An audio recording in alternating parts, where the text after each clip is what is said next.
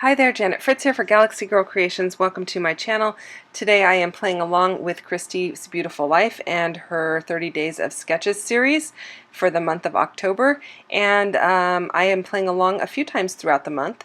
And I just had the sketch on the screen. I'm throwing it up there in the corner for you so you can follow along if you'd like. This particular layout, I decided to go ahead and do a little bit of mixed media, so that you've got that coming up in just a few seconds here. But first I'm going to start by matting my photos in this kind of greenish, it's green obviously, but it's kind of a khaki green. It matches the shirt sleeves on my grandson's t-shirt, so that is why I chose that paper. And now thought I was choosing some mixed media to match it, but this mixed media came out way more green than I thought. So I thought, well, let me darken it up with this green.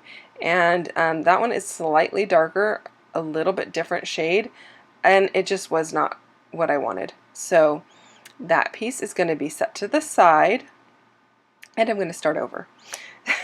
And these things happen with mixed media. But first of all, I decided to go ahead and cut my paper. I wanted a piece of this wood grain at the top and a piece of this bug paper at the bottom.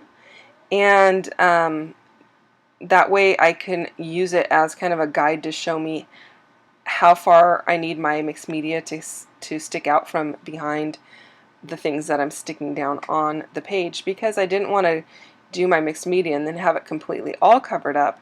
So I kind of needed to know what those guidelines would be as to where my photo and papers were going to end. And I'm using my grid there to kind of line it up to make sure I get it centered. Nothing worse than having your top piece of paper not centered with your bottom piece of paper. And so yeah, I used my grid for that. And you can see I'm still trying to fix this piece of paper, but it's gonna get put to the side. And that's kind of like a gold color. I'm using several different kinds of things. I'm using some dilutions in green, and I'm using some different stuff. So I went next door to my mom's house where I have a different set of mixed media, and so I pulled out some old Glimmer Mist, and I believe this is English Ivy, and it's a much better color. It's a lot more subtle, a little more yellow in it, and more olivey. So I really liked it a lot better, and I am doing it on a paper that has gesso on it, whereas my first one was just on regular old paper. And I don't mind doing it that way sometimes, but it soaked in so fast I couldn't move it around, and I knew that was kind of going to be a problem, but I was being lazy. So yeah, it didn't do me any good. I had to start over. And I just used that paper towel roll to kind of like control some of the overspray, and because you saw me like put it up on the right hand side there, I was controlling some of the overspray that I was getting. But yeah, it's gonna not make a difference that I am doing that anyway, because I am going to have my mixed media kind of come out in that edge at the end of the day. it's gonna be out there. So I decided I wanted some drippiness, and I don't know what was going on with this particular bottle, but you can see me tapping there and just stuff is coming out of it. I'm not sure why that was happening. I haven't used this particular Glimmer Mist in quite a while, but yeah, it was kind of just, I would just tap it down and it was just coming right out. So there I have pulled it out, and I am inking everything in this, it's a Prima chalk inker, and I'm using, it's like an olive green one. I don't remember the color name, but any olive green would work. And that's just to kind of show the definition between mostly that bottom paper, because it's white on white. And I am going to switch my paper around. It's going to be completely 180 from what it is, so that it's got more of the softer spray at the top and the heavier spray at the bottom. In the sketch there is some twine tied around the top paper, and I'm going to go ahead and tie that around there as well. And this is just brown and white baker's twine, and that twine is kind of like the bane of my existence on this layout, because I move it around multiple times.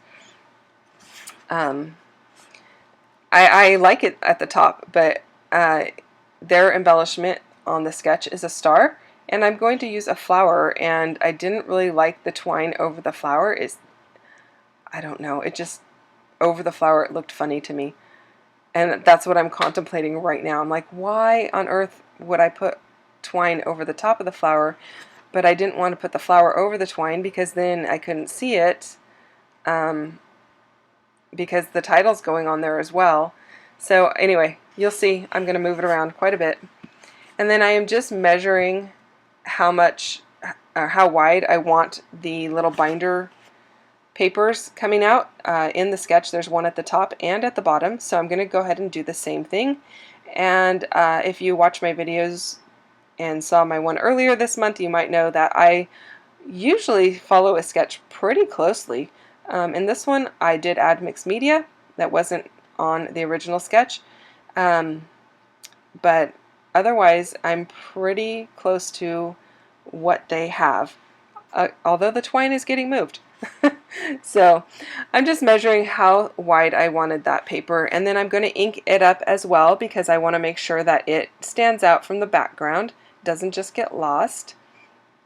And I am documenting today that my daughter and my son, or my grandson, are in these photos, and my daughter has a snake in her hands, and then in the second, or in the right hand photo she has a snake in her hands. In the left hand photo I have a snake that I'm helping him hold, and these are her snakes.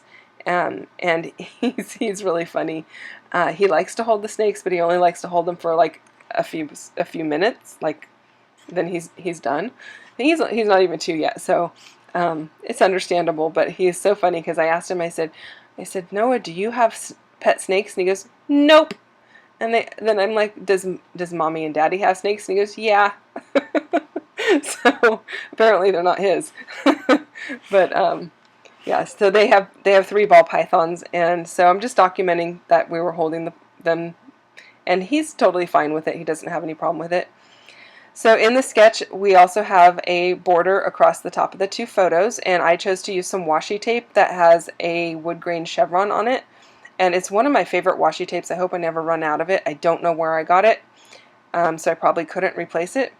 But I use it quite a bit because it's very neutral and kind of understated. So I'm still fiddling with the flower and figuring out what I want to do with it. In the meantime, I'm pulling out these really bad chipboard thickers. They look great on the page, but you can see all of the chipboard is kind of like peeling apart, and it's leaving like a lot of chipboard on the package, and I don't mind that. I'm going to put glue on the back of them anyway, so it's not a problem, but they're kind of a pain in the butt to get out of the stupid package. I apologize that I knocked my camera around there, so that's kind of if it's making you seasick, I'm sorry about that.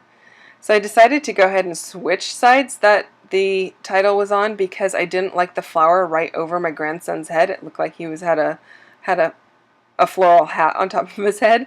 So I decided to swap what side it was on, and that meant the title had to go on the opposite side.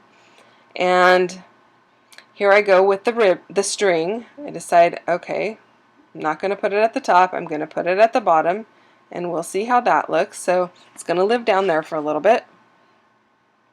And I didn't want my word completely lined up straight and flat across. And if you watched the video earlier this month that I did with the grid, it's like everything's perfectly straight.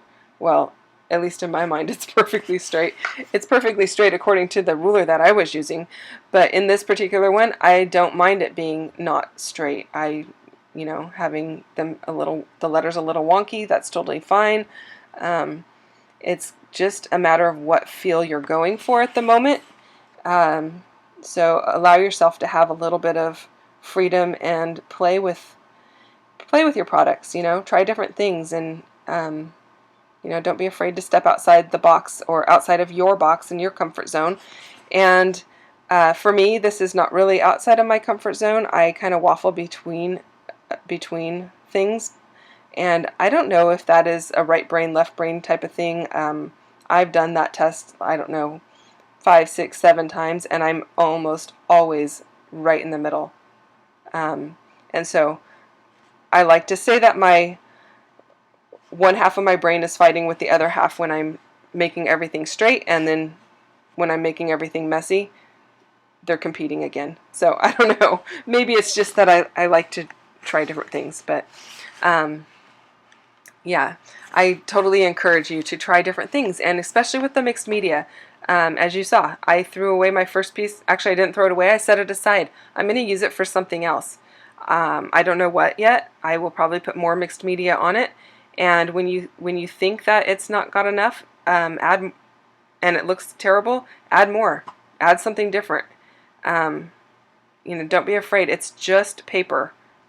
And not even expensive paper. That was just a piece of cardstock. So, yeah, feel free to play. I am inking the edge of this cardstock that I'm putting behind, and I inked the edges of the white cardstock that I'm using, and that's just because I wanted things to pop a little more. That piece that I am backing everything with is not really vibrant or bold. It's kind of understated, so I wanted to give it a little bit clearer definition. And I am still playing with the embellishments there. The string is finally where it's going to live. It's not going up underneath the photos. It's going to stay at the bottom of that bottom piece of paper. So go check out everyone else that is playing along with Christy. Go check out Christy's Beautiful Life. That is her channel. And she's doing a new page every day with a different sketch. I am playing along a few times this month, and there are other people playing along with her each day. All of the links are down in my description box for today, and if you go to Christy's channel every day, she will have links to all of the people playing along for that day. So hopefully you enjoy this series. It's been a lot of fun so far playing along. I've got a few more days that I've got layouts for, so I'm really excited to share those with you. I'm going to go ahead and add a few enamel dots just to kind of finish things off, and I think this darker color kind of brings everything closer together. It kind of, like, I don't know, it's not really framing it, but it just kind of adds that finishing touch. And that's pretty much going to do it for my layout. And I already told you what the journaling's about, so I'm going to go ahead and jot that down right here. Like and subscribe if you would. I'd really appreciate it. Stick around for the close-ups. They're coming in just a moment here. And thanks again for watching. I hope you have a great day. Bye-bye now.